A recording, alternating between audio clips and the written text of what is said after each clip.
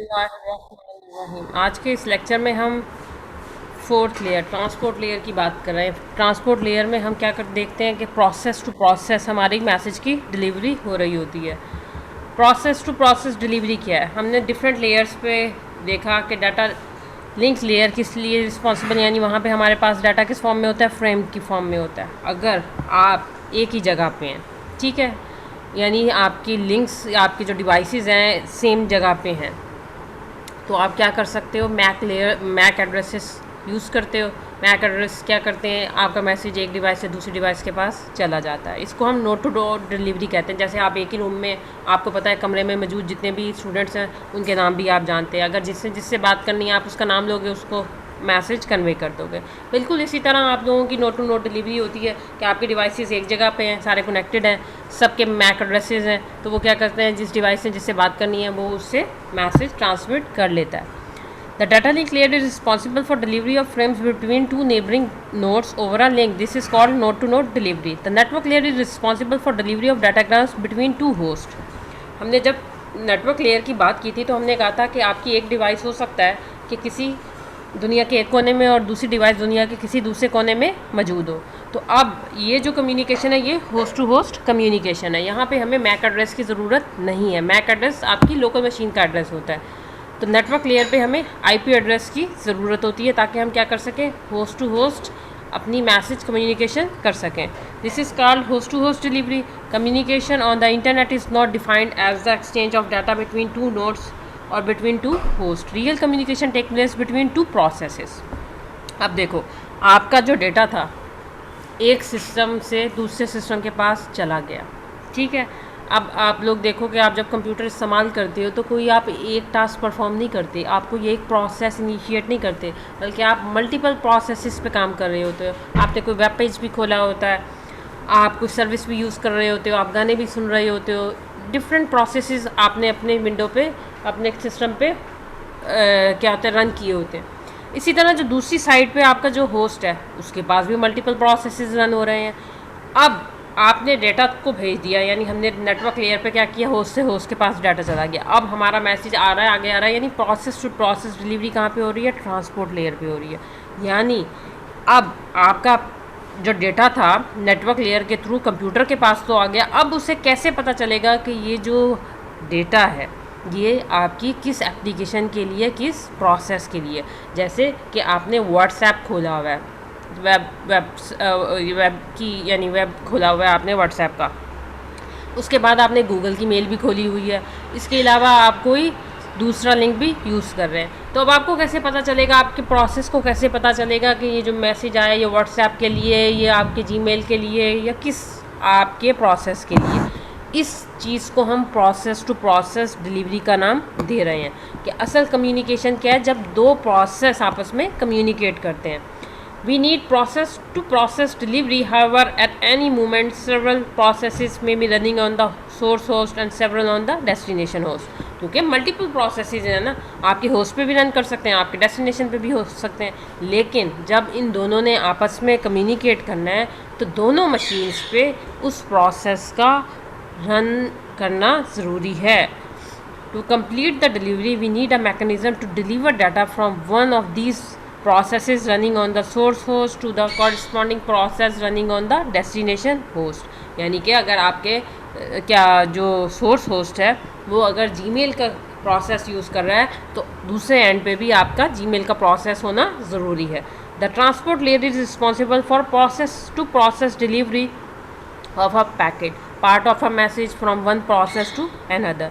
Two processes communicate in a client server relationship। अच्छा जी, client server relationship क्या होता है कि एक क्लाइंट होता है, एक सर्वर होता है। जो सर्वर होता है वो आप सर्वर से रिक्वेस्ट करते हैं, जैसे आप कोई भी पेज की रिक्वेस्ट करते हैं, कोई भी क्यूरी आप एंटर करते हैं, उसके अगेंस्ट आपको क्या होता है, जो रिस्पांस देता है वो आपका सर्वर देता है, और क्लाइंट जो रिक्वेस्ट कर रहा होता है। The transport layer is responsible for process to process delivery. अच्छा, हमने देखा डाटा लिंक लेयर पे नोड टू नोड हुई, नेटवर्क लेयर पे होस्ट टू होस्ट हुई, और आपकी ट्रांसपोर्ट लेयर पे प्रोसेस टू प्रोसेस डिलीवरी हो रही है। अच्छा जी, client server paradigm, although there are several ways to achieve process to process communication, the most common one is through the client server paradigm. A process on the local host called a client needs services from a process. अच्छा जी, इसमें देखो जो आपकी local machine पे होगी उसे हम local host कहते हैं, जो दूसरी साइड पे आपका रिमोट सर्वर होगा उसे हम रिमोट होस्ट कहते हैं। इसी तरह जो आपके लोकल मशीन पे प्रोसेस चल रहा होगा उसे हम लोकल प्रोसेस कहते हैं, और जो किसी दूसरी साइड पे यानी जो रिमोटली आपका होस्ट है उसके प्रोसेस को हम रिमोट प्रोसेस कहते हैं। अच्छा जी, both processes have the same name, यानी आपके जो प्रोसेसेस हैं उनका नाम सेम होना चाहिए, यानी सर्विस नेम सेम होगा। For example, to get the day and time from a remote machine we need a day time client process running on the local host and day time server process running on the remote machine. यानी दोनों process देखो, अगर आपको day time चाहिए किसी भी उसका, तो इस प्रोसेस का दोनों साइड पे होना ज़रूरी है, क्लाइंट पे भी और सर्वर पे भी, ताकि वो एक दूसरे के साथ क्या कर सके, रिक्वेस्ट और रिस्पॉन्स का काम कर सके। अच्छा जी, अब हमने देखा कि हमें जैसे डाटा लिंक लेयर पे मैक एड्रेस हमारे पास होते थे, नेटवर्क लेयर पे आईपी एड्रेसेस होते थे, बिल्कुल इसी तरह जब आपने प्रोसेस टू प्रोसेस कम्युनिकेशन करवानी है तो यहाँ पे भी आपको क्या होते हैं, एड्रेस की ज़रूरत होती है। अब यहाँ पे जो हमारे पास एड्रेस यूज़ होते हैं इनको हम सॉकेट एड्रेस कहते हैं। सिंपल वर्ड्स में कह सकते हैं कि सॉकेट एड्रेस क्या होता है, IP address plus port number, यानी जो आपके ट्रांसपोर्ट लेयर होता है इस पर बेसिकली पोर्ट नंबर्स होते हैं, यानी port number plus IP address. IP address आपको बताएगा कि ये इस मशीन के लिए आपका मैसेज है, ठीक है। अब वो मशीन तक तो पहुंच गया, अब आगे से पोर्ट नंबर बताएगा कि इस मशीन में, मतलब जिस मशीन के पास वो मैसेज गया है वो उस मशीन के किस प्रोसेस के लिए। अगर आपकी मशीन में 5 प्रोसेसेस चल रहे हैं तो इसका मतलब है आपकी मशीन के पास 5 पोर्ट नंबर गए हैं। हर पोर्ट नंबर बता रहा होगा कि ये पोर्ट नंबर यानी क्लाइंट पे से गया और सर्वर के पास, यानी ये किस सर्वर या आपके कह लो रिमोट होस्ट के लिए, कि किस एप्लीकेशन के लिए या किस प्रोसेस के लिए वो एड्रेस है। अच्छा जी, यहाँ हम डिटेल में देख लेते हैं। Whenever we need to deliver something to one specific destination among many we need an address. ठीक है, हमें एड्रेस की ज़रूरत होती है, विदाउट एड्रेस हम किसी तरह नहीं जा सकते। इसकी मिसाल बिल्कुल ऐसे ले लो जैसे एक घर है, घर तक आपने यानी घर आपका पहुंच गया, यानी आपने इस्लामाबाद किसी को मैसेज भेजा, आपने उसके घर का एड्रेस लिख दिया, ये आपका था आईपी एड्रेस। अब उस घर के अंदर किस फ़र्द के लिए वो मैसेज है, आप क्या करोगे, उसका नाम भी अगर एड्रेस के ऊपर लिख दोगे तो वो जो आपका एनवेलप होगा वो जस्ट वही बंदा, यानी उससे पता चल जाएगा कि ये मैसेज इस घर के इस फ़र्द के लिए। जैसे आप लोग अक्सर ये टीसीएस करवाते हो, ऑनलाइन चीज़ें ख़रीदते हो, तो हम क्या करते हैं, अपना नाम मेंशन कर देते हैं, तो हमें पता है ये पार्सल उस घर के किस पर्सन के लिए। बिल्कुल इसी तरह आपका पोर्ट नंबर है, पोर्ट नंबर यानी आपकी मशीन के किस प्रोसेस के लिए ये मैसेज आया है, तो ताकि वो जो मैसेज है वो उसी प्रोसेस के अंदर खुले। ठीक है, ये तो नहीं हो सकता ना कि व्हाट्सएप का मैसेज आपके जीमेल में जा रहा हो और जीमेल की मेल आपके व्हाट्सएप में आ रही हो। हर एक का मैसेज अपने प्रोसेस के लिए होता है। यही चीज़ हमें क्या कह लो दे रहा होता है आपका पोर्ट नंबर। ये कुछ यही सब कुछ यहाँ पे लिखा हुआ है, इसे ज़रा बेटा पढ़ लीजिएगा आप लोग। At the transport layer we need a transport layer address called a port number to choose among multiple processes running on the destination host. The destination port number is needed for delivery. The source port is needed for the reply. The internet model, the port numbers are 16-bit integers. Port numbers आपकी क्या है 2⁻16 करें तो आपके पास जो figure आती है वो 65535, यानी इतने रेंज में आपके पास पोर्ट नंबर्स अवेलेबल होती हैं। The client program define itself with the port number chosen randomly by the transport layer software running on the client host. जो भी आपके प्रोसेस को पोर्ट नंबर मिलता है वो क्या मिलता है, रैंडमली मिलता है, यानी आप इसको फिक्स नहीं करते। जैसे ही आपका प्रोसेस होता है, रन होता है, तो सॉफ्टवेयर क्या करता है, उसको एक पोर्ट नंबर असाइन कर देता है, जो कि क्या होता है, टेम्प्रेरी पोर्ट नंबर होता है। जैसे ही आपका प्रोसेस ख़त्म होगा वो पोर्ट नंबर ख़त्म हो जाएगा, नेक्स्ट टाइम कोई नया आपको पोर्ट नंबर असाइन हो सकता है, या मे बी वो ही हो जाए। अच्छा जी,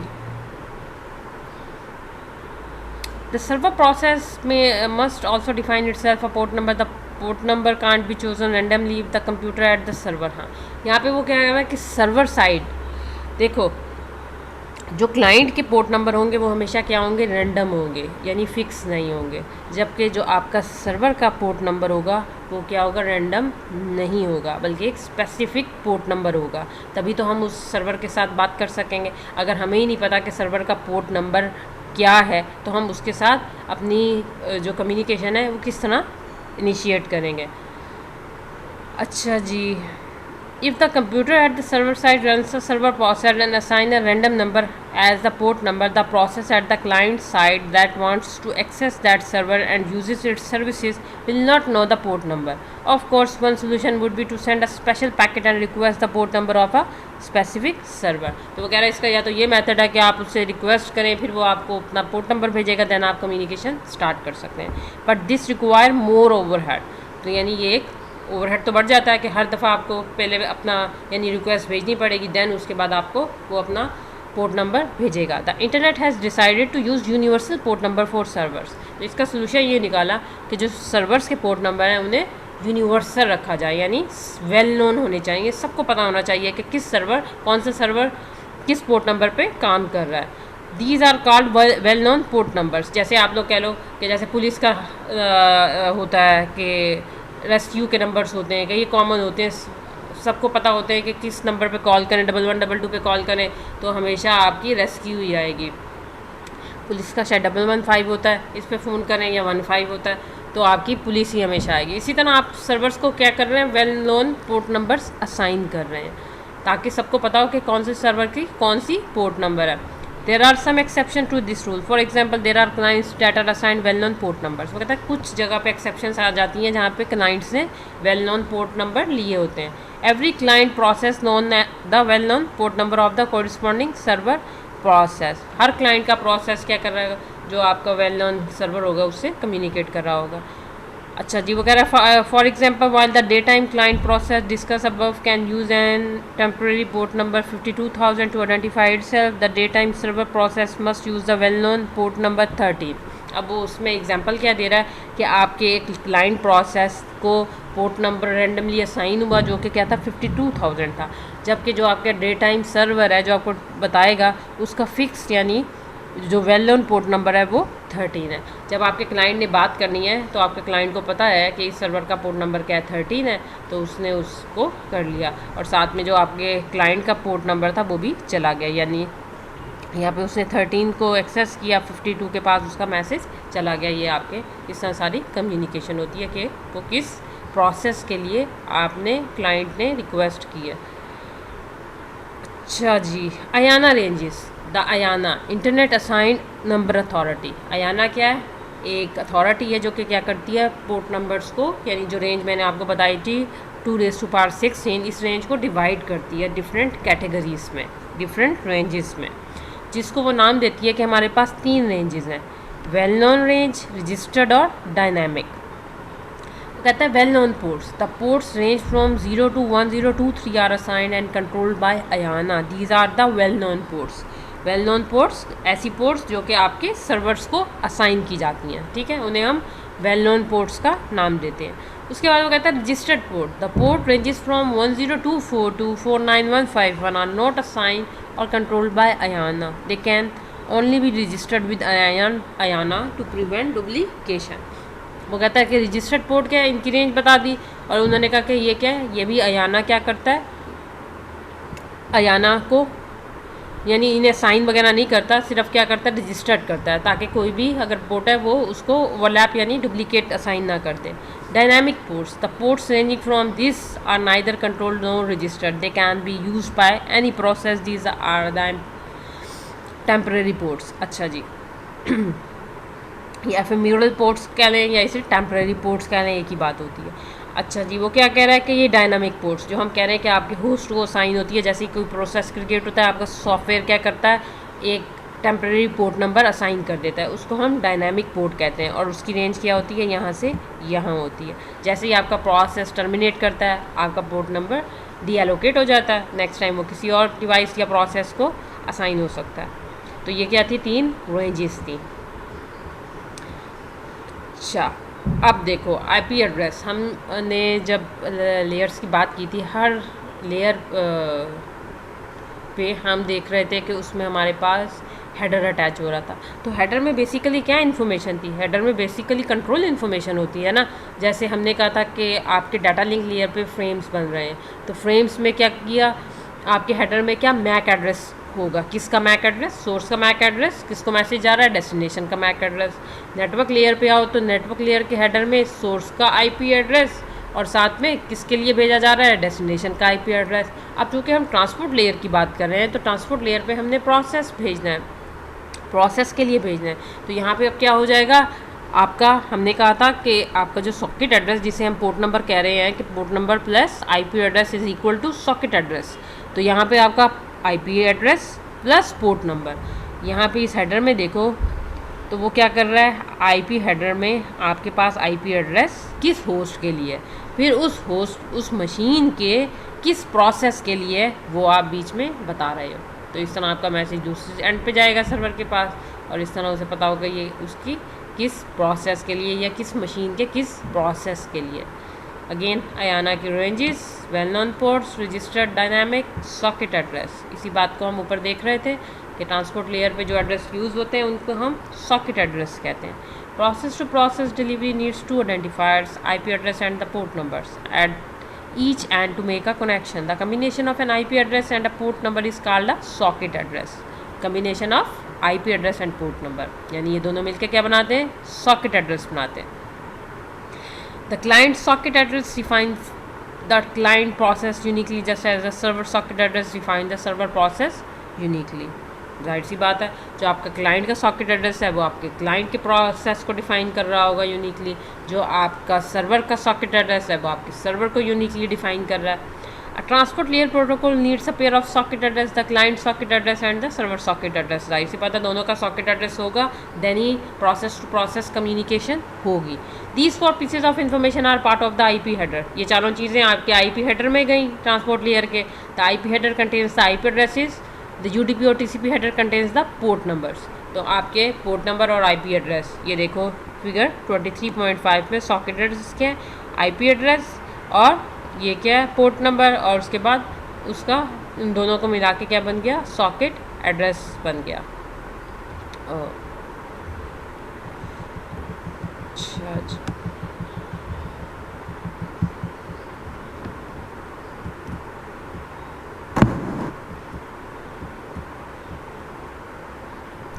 अच्छा हमने पढ़ा था मल्टीप्लेक्सिंग और डीमल्टीप्लेक्सिंग का टॉपिक पढ़ा था।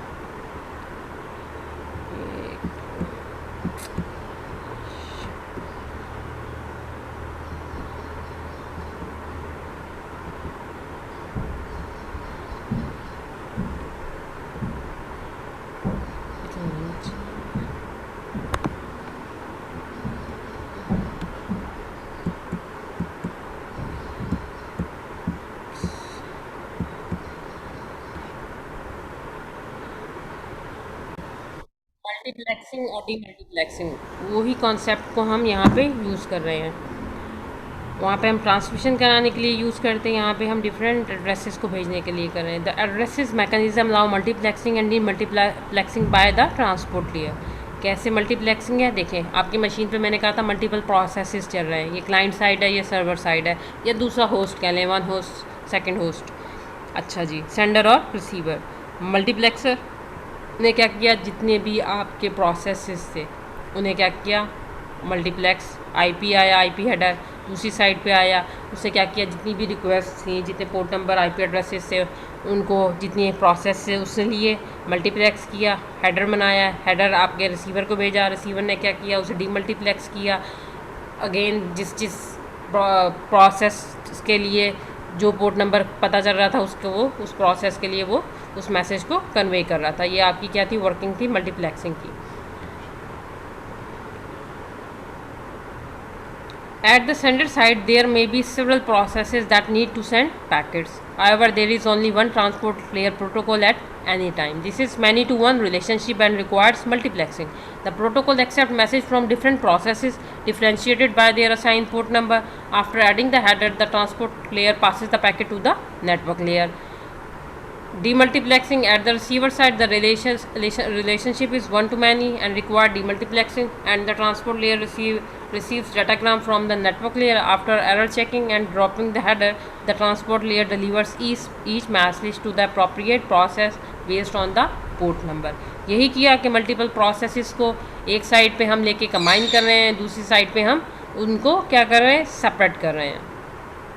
तो इस तरह हमने मल्टीप्लेक्सिंग और डीमल्टीप्लेक्सिंग को ट्रांसपोर्ट लेयर पे देखा कि किस तरह हम प्रोसेसेस मल्टीपल प्रोसेसेस को मल्टीप्लेक्स और डीमल्टीप्लेक्स कर सकते हैं. इसके बाद हमारे पास जो थोड़ा सा नया कॉन्सेप्ट आता है वो connection less versus connection oriented service का आता है. यानी ट्रांसपोर्ट लेयर पे हमारे पास दो प्रोटोकॉल इस्तेमाल हो रहे होते हैं, टीसीपी और UDP. TCP, a transport layer protocol can either be connectionless or connection oriented.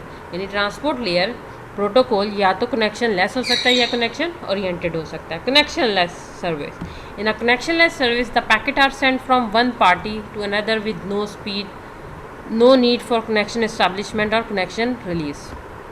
In simple words connectionless क्या है कि आपको कोई भी जो कनेक्शन है वो इस्टेब्लिश करने की ज़रूरत नहीं होती. आपने क्या किया, आपको यानी कोई नंबरिंग करने की भी ज़रूरत नहीं है कि इस सीक्वेंस में हमारा डाटा जाएगा, बल्कि और ना हमें किसी एक्नॉलेजमेंट की ज़रूरत होती है कि पहले मैंने आपको डाटा भेजा, आप मुझे कहोगे हाँ मुझे मिल गया, फिर आप मुझे भेजेंगे. बल्कि इसमें क्या होता है, रैंडम आप डाटा भेज देते हैं. जैसे आपने कनेक्शन इस्टेब्लिश की अगर एग्जांपल लें तो मैंने कहा था कि telephone line is the best example of connection oriented service, कि जब तक आप बात ख़त्म नहीं करते आपका क्या रहता है, कनेक्शन इस्टेब्लिश रहता है. जैसे ही आप एक साइड से कॉल डिस्कनेक्ट होती है आपका कनेक्शन क्या होता है, टर्मिनेट हो जाता है. लेकिन अगर आप जैसे व्हाट्सएप मैसेज की या ईमेल की एग्जांपल लो, आपको इसमें किसी सर्विस की यानी टू वे सर्विस की ज़रूरत नहीं है. आपने किसी एक ने मैसेज भेजा, वो दूसरे एंड पे पहुँच गया. तो टीसीपी और यूडीपी क्या है, आपके कनेक्शन लेस या कनेक्शन ओरिएंटेड प्रोटोकॉल है. तो वो कह रहा है कि there is no acknowledgement either. We will see shortly that one of the transport layer protocol in the internet model UDP is connectionless. तो यूडीपी आपका ऐसा प्रोटोकॉल है जो कि कनेक्शन लेस है. कनेक्शन ओरिएंटेड सर्विस में हमारे पास TCP का प्रोटोकॉल आता है जो कि क्या है, कनेक्शन ओरिएंटेड है. Reliable versus unreliable. देखो, जो चीज़ कनेक्शन ओरिएंटेड होगी वो रिलायबल होगी. अनरिलायबल जिसमें आप कनेक्शन लेस यानी यूडीपी आपका अनरिलायबल प्रोटोकॉल है. रिलायबल आपका टीसीपी है. The transport layer service can be reliable और अनरिलायबल. अब जिस तरह की आपकी एप्लीकेशंस होगी उसके अकॉर्डिंग आप क्या करते हो, टीसीपी या यूडीपी की सिलेक्शन करते हो. If the application layer program needs reliability we use a reliable transport protocol by implementing flow and error control at the transport layer. This means a slower or more complex service. On the other hand, if the application program doesn't need reliability because it uses its own flow and error control mechanism, or it needs fast service, or the nature of the service doesn't demand flow and error control, then an unreliable protocol can be used. तो आपको अगर जो आपके unreliable है जैसे UDP है वो आपका फास्ट प्रोटोकॉल है लेकिन उसमें रिलायबिलिटी नहीं है और वो कनेक्शन लेस है. जबकि टीसीपी क्या है, आपका रिलायबल प्रोटोकॉल है क्योंकि ये कॉम्प्लेक्स है. ये क्या करता है, फ्लो और एरर कंट्रोल का मैकेनिज्म प्रोवाइड कर रहा है. जबकि यूडीपी में ऐसा नहीं है. यूडीपी क्या है, ऐसा प्रोटोकॉल है जो कहता है कि जो दूसरी एप्लीकेशन आप यूज़ कर रहे हैं वही ये सारा काम करे, यानी एरर कंट्रोल, फ्लो कंट्रोल. वो जस्ट माइनर सा चेकसम का मैकेनिज्म यूज़ करता है, इसलिए ये फास्ट होता है. तो जिस तरह की आपकी रिक्वायरमेंट होगी उसके अकॉर्डिंग हम क्या करते हैं, प्रोटोकॉल की सिलेक्शन करते हैं. One question comes after two the mind. ये आप लोगों ने खुद पढ़ना है, इम्पॉर्टेंट है, समझ आ जाएगा. 3 प्रोटोकॉल्स. अच्छा, 3 प्रोटोकॉल यहाँ पे हमने यूडीपी और टीसीपी पढ़ा था. फिर आपका एक नया प्रोटोकॉल आया एससीटीपी. इसमें क्या किया, इन दोनों के जो बेस्ट फीचर्स थे उन दोनों को ऐड कर दिया गया. तो जो नया प्रोटोकॉल डिज़ाइन हुआ वो एससीटीपी था. ये डिफरेंट लेयर्स पे आपके different protocol. Physical data link layer पे हमने वैन टेक्नोलॉजीज़, लैन टेक्नोलॉजीज़ देखी. नेटवर्क लेयर पे आपके पास आईजीएमपी, आईसीएमपी, आर्प, रार्प के प्रोटोकॉल होते हैं. ट्रांसपोर्ट लेयर पे टीसीपी, यूडीपी, एससीटीपी, मेजॉरिटी जो यूज़ हो रहे होते हैं वो टीसीपी, यूडीपी हो रहे होते हैं. एप्लीकेशन लेयर पे ये आगे कुछ प्रोटोकॉल्स हैं जिनको हम थोड़ा सा आगे लेक्चर में थोड़ा इनका ओवरव्यू लेंगे. User datagram protocol. The user datagram protocol is called connection less unreliable transport protocol. It doesn't add anything to the service of IP expect to provide process to process communication. वो कह रहा है कि इसमें protocol में कोई ख़ास चीज़ add नहीं की गई, ख़ास सर्विसेज नहीं डाली गई, बस इसका मेन काम क्या है कि ये प्रोसेस टू प्रोसेस कम्युनिकेशन करवा दे। वो कहता है it performs very limited error checking, यानी हमने इसमें कोई एरर चेकिंग के लिए कोई ख़ास मैकेनिज़म्स यूज़ नहीं किए, इसलिए हम कह रहे हैं कि UDP क्या है, फास्ट है। If UDP is so powerless why would a process want to use it? With the disadvantage comes some advantages. UDP is very simple protocol using a minimum of overhead. If a process want to send a small message and doesn't care much about reliability, it can be used UDP. Sending a small message by using UDP take much less interaction between the sender and receiver than using TCP और SCTP. तो वो कहता है किसी हर चीज़ के अगर किसी चीज़ के नुकसान है तो उसके फ़ायदे भी हैं। तो अगर आपने छोटा सा कोई मैसेज भेजना चाहते हैं तो उसके लिए लाजमी नहीं है कि आप TCP एक कॉम्प्लेक्स प्रोटोकॉल को यूज़ करें, बल्कि अगर यानी वो मैसेज छोटा भी है और आपके लिए इतना यानी उसकी रिलायबिलिटी इंपॉर्टेंट नहीं है, देन आप उस UDP को यूज़ कर सकते हैं। जिस तरह हमने ऊपर देखा था वेल नोन पोर्ट्स, आप दोनों यहाँ से जा सकती हैं, तो आप वेल नोन पोर्ट्स को